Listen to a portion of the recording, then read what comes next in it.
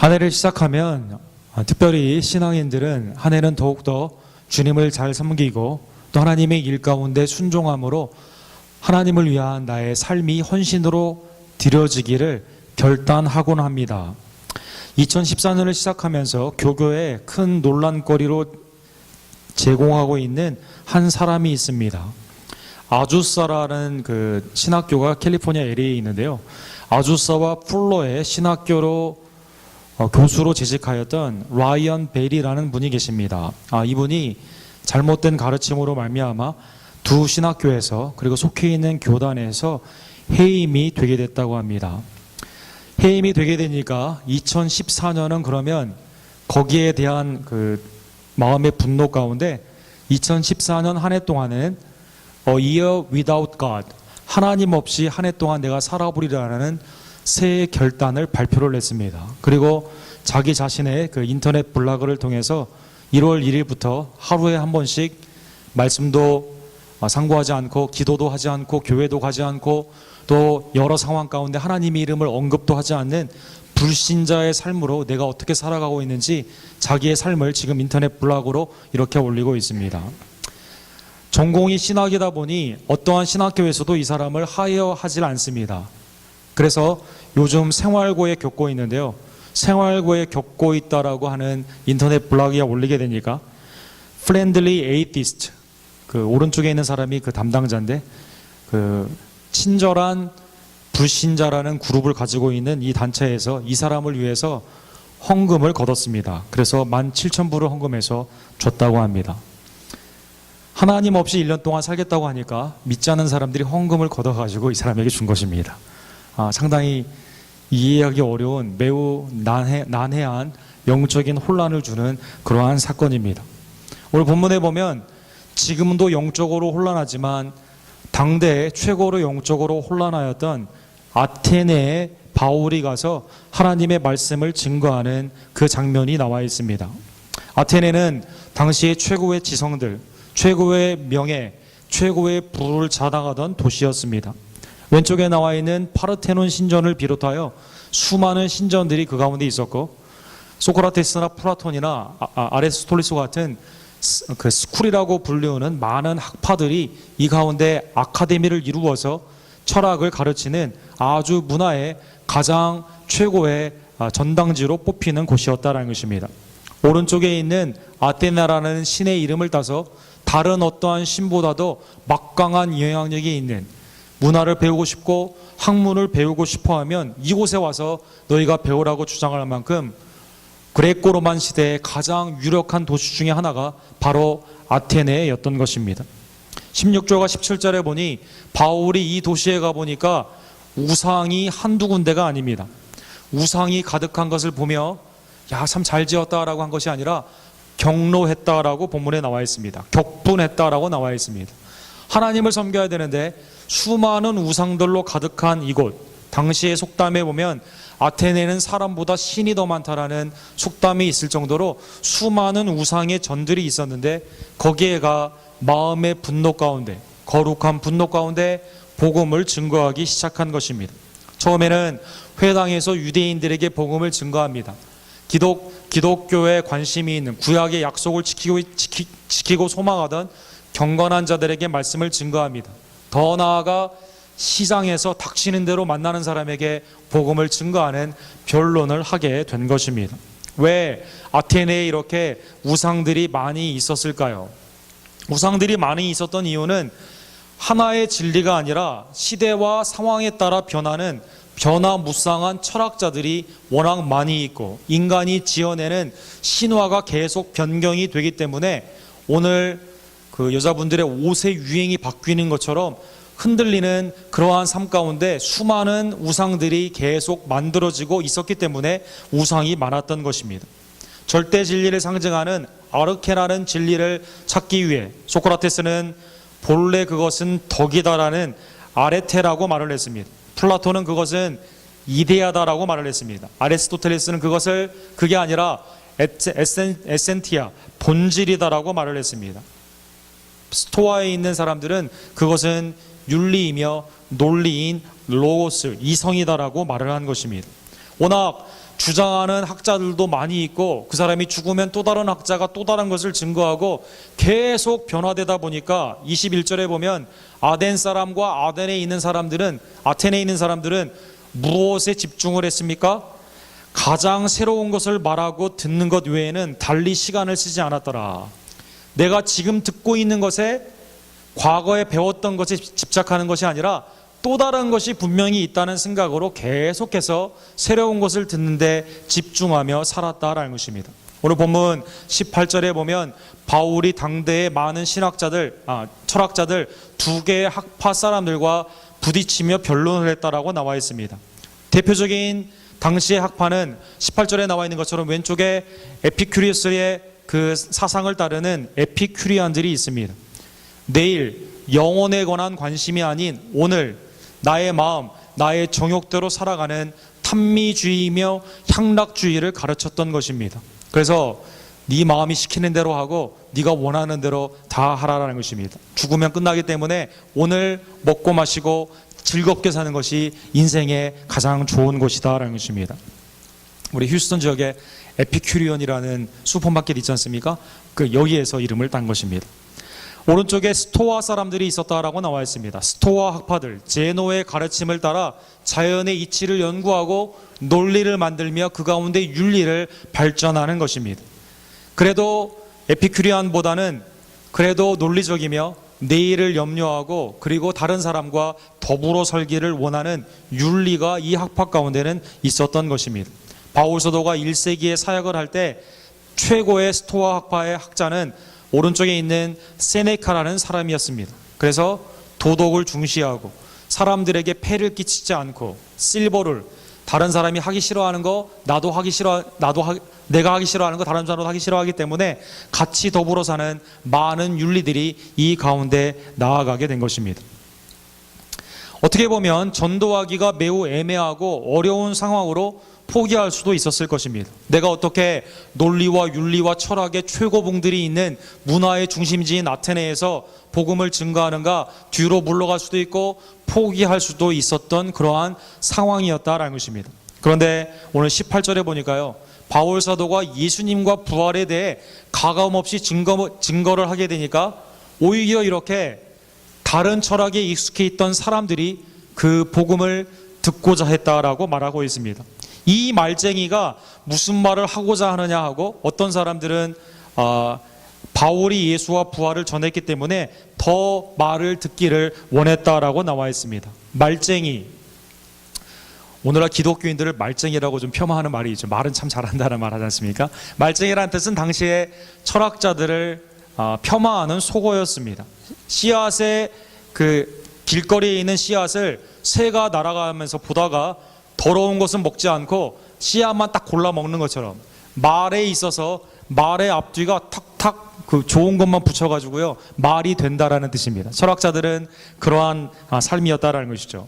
얼마나 그들이 관심이 많았던지 바울을 붙들어가지고 당시의 토론과 재판의 장소였던 아레오바고라는 곳에 그를 데리고 갑니다. 아레오바고는 저기 파르테논이 보이는 이 언덕이 아레오바고 언덕입니다. 이곳에서 소크라테스가 그 악법도 버기다러 가면서 잔을 마신 그 장소가 이곳이죠. 재판을 받았고 수많은 사람들이 자기의 논리를 가지고 토론을 하며 얘기하는 곳이 아레오바고였는데 당시 최고의 그 아카데미의 장소인 이곳에 예수님과 부활을 증거하던 바울이 붙잡혀가지고 초청을 받아서 복음을 증거하게 되었다는 것입니다. 어떻게 보면 너무나 뛰어난 논리 가운데 내가 무엇이냐, 나를 뒤돌아보면 나아갈 수 없는 그 장소에 예수님과 부활을 그대로 증거하게 되었을 때 최고의 장소까지 그가 다른 사람의 인도를 받아 올라가게 되었다라는 것입니다. 바울은 먼저 여기에 22절과 23절에 보면 헬라 사람들을 칭찬을 합니다. 우상을 보고 격분하였던 바울 사도가 아테네 사람들에게 이렇게 말을 합니다. 아덴 사람들아, 너희를 보니 범사에 종교심이 많도다라고 칭찬하는 것입니다. 야, 참 너희들 관심이 많다. 신들에게 관심이 많고 신화에 관심이 많고 세상을 어떻게 살아가야 되는지에 대한 많은 영적인 생각을 너희가 참 많이 한다라고 말을 합니다. 23절에 보면 칭찬인지 비아냥인지 좀 헷갈리는 말이 하나 나오는데요. 너희가 하도 신이 많다 보니까 심지어 어떤 신전에는 알지 못하게 하는 신에게라고 새긴 단도 내가 보았다라는 것입니다. 알지 못하는 신에게. 신전은 각각 이름이 있어야 되지 않습니까? 그런데 아테네와 그리스에 연병이 돌게 되었을 때 구레네 사람 에피메니데스라는 사람이 그 연병을 물리치는 약을 개발하게 되고 그곳에서 사람들이 치유함을 받게 됩니다. 연병이 워낙 컸기 때문에 사람들은 이것이 신이 준 약으로 생각하고요. 각 신의 이름을 따서 수많은 신전을 지었다고 합니다. 그런데 혹시 이 신들이 아니라 또 다른 신에게서 이야기 왔다면, 우리가 알지 못하는 그 신이 있다면 그 사람이 또 연병을 보낼지 모르니까 그러면 하나의 신전을 더 만들자라는 것입니다. 그리고 이 신전은 to unknown God, 알지 못하는 신에게 헌정을 하게 되었다는 것입니다. 얼마나 신에 관한 관심이 많은지, 얼마나 종교심이 많은지 신전의 이름들을 각각 세워놓을 뿐만 아니라 알지 못하는 신에게도 이렇게 세우는 그러한 상황이다라는 것입니다. 오늘날의 상황과 여러분 어떠신지요? 뭘 믿는지조차도 모르고 이것저것 쫓아가는, 이게 좋다 하면 이거 믿고 이거 저거 하면 저거 하고, 일본의 다신주의와 같이 기독교도 불교도 수많은 종교도 혼합해서 다 만들고 또 모르니까 다 그냥 다리는 걸어놓게 되는, 혹시 그 신이 나에게 저주를 줄까봐 이런 생각으로 신이 많은 포스트 모더니티의 영성이 오늘 아레오고바고 아테네의 모습이며 오늘 우리의 모습이다라는 것입니다. 이러한 상황 가운데 그는 드디어 복음을 증거하기 시작합니다. 25절과 26절에 보면 하나님은 우상과 다르다라는 것입니다. 하나님은 무엇이 부족한 양 사람의 손으로 섬김을 받으시는 분이 아니다라는 것입니다. 오히려 거꾸로 창세기 2장 7절에 나와 있는 것처럼 하나님은 인간을 모든 피조물들 만드시고 인간을 만드셨습니다. 사람을 지으신 하나님은 생기를 코로에 넣어 생명으로 만들어 주셨다라는 것입니다. 만민에게 생명과 호흡과 만물을 친히 주시는 이가 있는데 그가 누구냐? 인간의 도움이 필요한 게 아니라 인간에게 생명을 부어하신 하나님이시다라는 것입니다. 하나님은 인간을 만들 뿐만 아니라 인생의 생사 화복도 주관하십니다. 온 땅에 아담 안에서 한 혈통으로 살게 하시고 연대를 정하십니다. 태어나는 거, 자라는 거, 삶을 누리는 거, 부르시는 것이 다 하나님의 손에 있는 것입니다.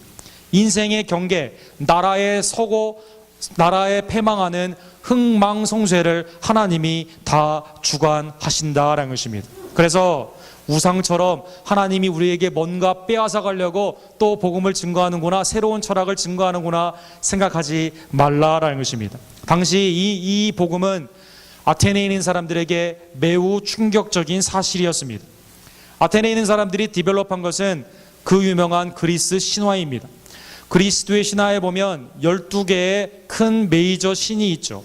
제우스, 헤라, 포세이돈, 아테나, 그 다음에 헤레스와 같은, 헤메스와 같은 12개의 메이저 신이 이렇게 있는 것입니다. 그 아래 메이저급은 되지 못하고 약간의 기술과 능력은 있지만 별 힘이 없는 370개의 작은 우상들이 그 가운데 있었다라는 것입니다. 이 우상들의 가장 큰 특징은 무엇일까요? 인간이 상상력으로 만들었기 때문에 인간의 생각의 한계를 벗어나지 못하는 것입니다. 인간처럼 질투합니다. 그 능력을 가지고 좋은 일을 하는 게 아니라 사람들을 해치게 합니다. 인간의 죄성 가운데 생각할 수 있는 많은 것들이 우상을 통해 그대로 표현되어 있다는 것입니다. 궁극적으로 이 우상들은 인간이 살펴줘야만 됩니다. 인간이 무엇을 던져줘야만 됩니다. 부족하기 때문에 인간이 채워줘야만 된다는 것입니다. 그러나 하나님은 그렇지 않습니다. 모든 만물을 창조하시고 인간에게 생명을 부어하시며 무엇이 필요한 양 인간에게 도움을 구하시는 분이 아니라 인간에게 필요한 생명을 주시고 인생에게 필요한 모든 복을 허락하여 주시는 유일하신 하나님이시다라는 것입니다. 하나님은 왜 이렇게 모든 것을 창조하셨을까요? 특별히 인간에게 생명을 왜 부여하셨을까요? 그 이유는 27절에 보면 사람으로 혹 하나님을 더듬어 찾아 발견하게 하려 하심이로되 그는 우리 각 사람에게 멀리 계시지 않도다. 하나님의 생명, 하나님의 형상과 모양으로 하나님이 우리에게 부여하신 양심으로 인류의 역사를 통해서 하나님은 살아계심을 우리에게 늘 가까이서 보여주시는 것입니다. 로마서 1장에도 하나님을 알되 하나님을 영어롭게 하지 않았다라고 나와 있습니다. 하나님을 알만한 것이 양심과 인생의 많은 사건들을 통해서, 인류의 역사를 통해 하나님은 지극히 보이기 쉽게 나타나고 계셨다라는 것입니다. 29절에 보면, 그러기 때문에 우리의 인생을 우상의 금, 은, 사람들의 기술과 고안으로 만들어낸 그러한 것으로 만들 필요가 없습니다. 하나님이 우리를 하나님의 형상과 모양으로 만드시고 하나님만을 섬기기를 원하시기 때문에 그 세계를 창조하신 하나님, 나를 만드신 하나님, 우리의 국가를 지도하시고 경계와 경륜 가운데 인도하시는 그 하나님을 섬겨라라는 것입니다. 이 말씀 역시 그리스 사람들에게 매우 충격적인 말이었습니다.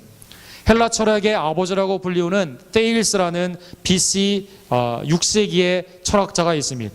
이 철학자가 처음에 진리가 무엇인가에 관한 생각을 하다가 진리는 세계 안에서, 즉 신조차도 세계 안에 있다라는 유명한 말을 합니다. 세계가 먼저이고 신이 나중이다라는 것입니다. 진리는 프린스플입니다. 피조 세계 안에서 비인격적인 것이며 변증, 추론, 사유, 관조 등과 같은 도구로, 그러한 수단으로 캐어낼 수 있는 어떠한 원리이다라는 것입니다. 예수님이 앞에 계실 때 빌라도는 무엇을 질문했습니까? What is the truth? 무엇이 진리냐라고 질문한 것입니다. 헬라 철학의 법조인으로 출인을 받은 이 빌라도는 진리를 사물로 생각한 것입니다. 원리로 생각한 것입니다. 그러나 기독교는 사물이나 원리가 아닙니다. 진리는 하나님이신 것입니다. 내가 곧 길이요 진리요 생명이다라고 예수님은, 인격적인 하나님의 아들 예수 그리스도는 진리를 선포하셨다라는 것입니다. 그래서 바울 사도는 세계 안에서 우상을 만들어 놓고 너의 생각과 고안한 것으로 그것을 믿지 말고 피조물을 창조하시며 너에게 생명을 부어하시며 인생과 나라를 이끌고 계시는 그 하나님을 섬겨라라는 것입니다. 구약에도 이스라엘 백성만 구원을 받은 것이 아닙니다. 여리고를 타격하기 위해 나아가게 될 때 거기에서 누가 영접합니까? 라합이라는 기생이 영접하게 되죠. 라합은 도대체 무엇을 믿고 도망자들을 보내주며 레드코드, 붉은 줄로 그들을 탈출시켰단 말입니까? 여호수아 2장 11절에 보면 이 여인은 하나님이 유일한 하나님임을 믿고 알고 있었다라는 것입니다. 우리가 듣자 곧 마음이 녹았고 너희의 연고로 사람이 정신을 잃었나니 너희 하나님 여호와는 상천하지의 하나님이시라. 개역 한글에 사자성어가 나와 있죠. 상천하지, 하늘 위에 계신 하나님, 이 땅 아래 땅에 계시는, 땅 아래 계신 그 하나님이, 유일하신 하나님이 너희의 하나님, 구약의 하나님, 이스라엘의 하나님이시다라는 것입니다. 유일한 창조주 하나님을 누구나 다 이스라엘 역사를 통해 접경에 있었던 사람들은 알 수 있었다라는 것입니다. 데살로니가 교회를 향해서 바울 사도는 전서 1장 9절에 보면 너희가 전에는 안 섬겼다가 하나님을 섬긴 것이 아니라 우상을 섬겼다가 복음을 듣고 하나님께 돌아왔다라고 말씀하고 있습니다. 너희가 어떻게 우상을 버리고 하나님께 돌아와서 살아계시고 참되신 하나님을 섬기는지 우리가 안다라고 말씀한 것입니다. 세계 안에서는, 우상에서는 진리를 찾을 수가 없습니다. 진리는 모든 만물을 창조하신 하나님, 우리를 위해 이 땅에 오시고 십자가를 지시고 부활하신 예수 그리스도가 곧 진리이신 것입니다. 세 번째로, 그러면 모든 피조물을 만드신 그 하나님, 인간에게 도움이 필요하지 아니하시고 생명을 주신 하나님, 인생의 경계를 지으시고 우리를 구원하신 그 하나님께 가려면 어떻게 해야 될까요? 30절에 보면 회개해야 된다라고 말씀하고 있습니다. 알지 못하던 시대에는 하나님이 간구하셨거니와 이제는 어디든지 사람에게 다 명하사 회개하라 하셨느니. 너희가 이 말씀을 들을 때, 이 마음에 너희에게 찔림을 받을 때, 진리에 대한 생각이 이거였구나라는 그 발견을 할 때, 불신의 죄, 우상을 섬겼던 그러한 죄를 돌이켜, 메타노이아, 돌이켜 하나님께 돌아오라라는 것입니다. 베드로후서 3장 9절에 보면 하나님이 믿지 않는 자에게 원하시는 것은 회개입니다. 불신의 결과인 죄의 값은 사망, 곧 심판이 기다리고 있는 그때 심판을 하나님께서 계속 지연하시며 원하시는 일이 뭐냐? 다 멸망하지 않고 회개하기를 원하신다라는 것입니다. 회개하는 자 하나님이 구원하여 주십니다. 예수 그리스도를 믿는 자 하나님이 구원하여 주신다라는 것입니다. 도대체 예수님은 무슨 일을 하셨기 때문에 우리가 회개하고 우리가 그를 믿으면 구원을 주십니까?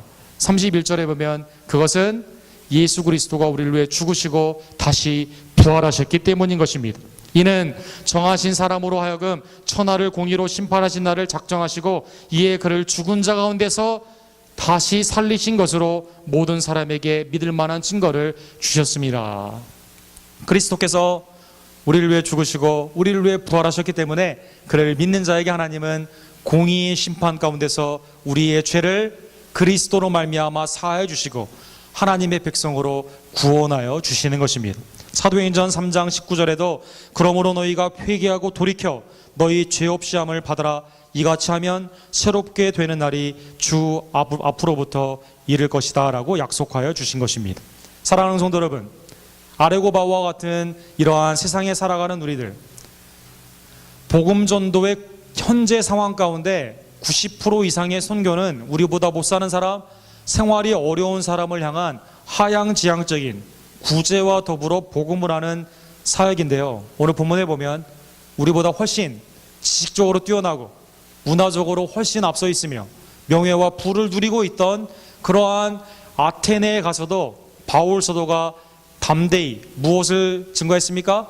자기를 자랑한 것이 아니라 예수 그리스도의 십자가의 죽음과 부활만을 증거했다는 것입니다. 이렇게 증거하게 되었을 때 오늘 본문에 보면 디오누시오, 이 사람은 아레고바고의 관리였다라고 나와 있습니다. 아마 관리였기 때문에 그는 학자였고 법관이었으며 특별히 거기에 총독일 가능성이 큽니다. 이 사람이 예수 그리스도를 영접했다라는 것입니다. 다말이라는 사람이 영접하게 됩니다. 담대하게 복음을 물러서지 아니하고 상황적으로 위축되기 쉬운 그러한 상황이지만 복음을 담대히 증거하게 되었을 때, 오늘날로 말하면 휴스턴의 좋은 동네, 어디가 될지 모르겠지만 거기 가서 우리가 복음을 담대히 증거하게 되면 두려워하거나 물러서지 아니하고 아무리 학식이 뛰어나고 아무리 아카데미에 있던 사람이라 하더라도 담대히 복음을 증거하게 될 때 성령의 역사 가운데 하나님의 놀라운 구령의 역사가 일어나게 된 것입니다. 사랑하는 성도 여러분, 이 복음의 명령을 받은 우리가 생각할 때, 이 사람 내가 뭐가 한데 이 사람한테 복음을 증거하냐, 내 스스로 판단하여 들어 물러가는 것이 아니라 복음의 능력을 믿으시고 구원하신 하나님의 놀라운 성령의 그 능력을 믿으시며 증인으로 복음을 그대로 증거하는 우리 모두가 되기를 간절히 원합니다. 지난해 연말에 바나 리포트에서 전도에 관한 서베이의 결과가 나왔습니다. 이 표를 보시면 하나님을 어떻게 믿느냐에 따라 전도에 대한 확신의 차이가 있습니다. 예를 들어 100%라고 나와 있는 에반젤리컬, 복음, 성경을 그대로 믿고 예수님의 대속의 죽음과 부활을 그대로 믿는 사람들은요, 다 100% 내가 복음을 증거해야 된다는 생각을 하고 있다는 것입니다. 그런데 여기 보면 그 다른 자유주의가 있는 메인라인 54%만 복음 전도해야 된다고 생각한다는 것이죠. 또 그 캐톨릭은 34%만 복음 증거해야 된다고 생각한다는 것입니다. 어쨌든 에반젤리컬, 우리 교회와 같은 복음을 확실히 믿고 예수 그리스도의 실제 사역을 그대로 믿으며 주님의 재림을 기다리고 있는 우리들은 아마 100%에 다 속해 있을 것입니다. 그런데 본인이 본어겐, 거듭났다고 생각하며 100%를 믿고 있지만 실제로 믿고 있는 전도를 하는 통계는 조금 다르다라는 것입니다. 여기 보시면 계속 지난 3-4년 동안 9%의 증가를 하는 빨간색 줄이 있는데 그 사람들은 1980년 이후에 태어난 젊은 청년들은 복음을 많이 증거하고 있다라는 것입니다. 파랑색 60%에서 완전히 40%로 들어와 있는 사람들은 버스터라고 불리우는 많이 태어나지 않았던 미국에 피임이 많이 있었던 1961년에서 79년까지 있는 그 사이에 있는 사람들은 복음을 많이 증거하지 않았다는 것이죠. 그나마 수도 작은데 복음도 증거하지 않았습니다. 그 다음에 여기 보시면 말에 검은색으로 보여지고 있는 엘더스, 그 소위 말하는 몇 명, 그 가장 행복한 시대에 태어났던 1920년에서 1940년에 있는 분들이 미국 안에서는 복음을 많이 증거하지 않았고, 그리고 가장 많은 숫자를 가지고 있는 그 부모들이 1940년에서 60년에 태어난 이 사람들이 그나마 겨우 복음을 증거하고 있다라고 말하고 있습니다. 통계적인 건 그렇습니다. 우리의 교회는 어떤지 모르겠습니다. 우리의 삶은 다양하게 나타나고 있겠죠.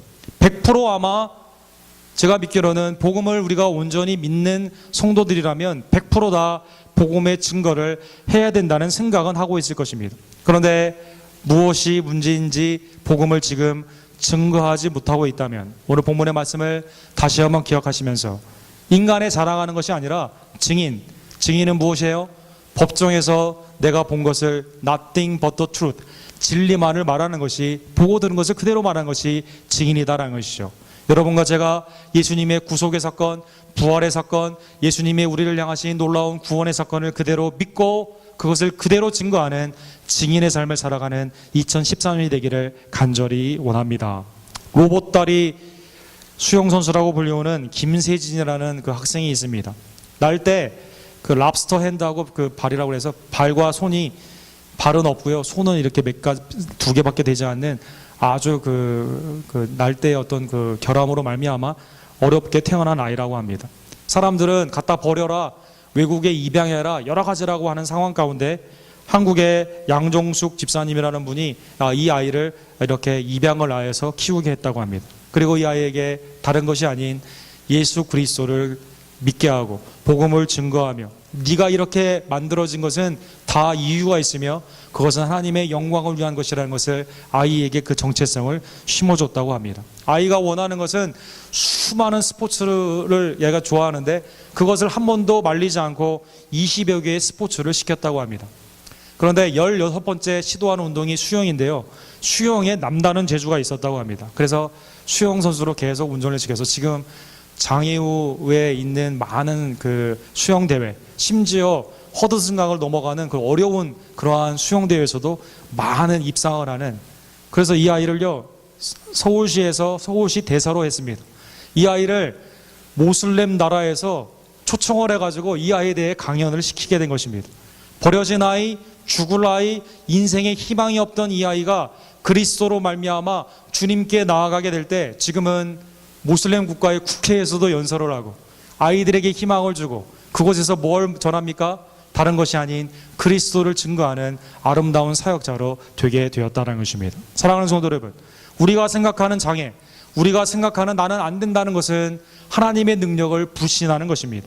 하나님 우리가 온전히 믿는다면, 나를 구원하신 예수 그리스도의 십자가의 능력을 믿는다면, 세상 끝날까지 나와 함께 하시는 임마누엘의 하나님을 믿는다면, 그리고 세상 끝날까지 땅 끝까지 증거케 하는 성령의 능력을 믿는다면 복음을 주저하지 말고 그리스도의 증인으로 살아가는, 예루살렘으로부터 죄 사함의 놀라운 복음이 모든 족속에게 증거되기 위해 여러분과 제가 증인으로 부름받았음을 다시 한번 깨닫고 두려워하지 않고 담대히 복음을 증거하는 하나님의 참된 제자들이 되기를 주님의 이름으로 간절히 축원합니다.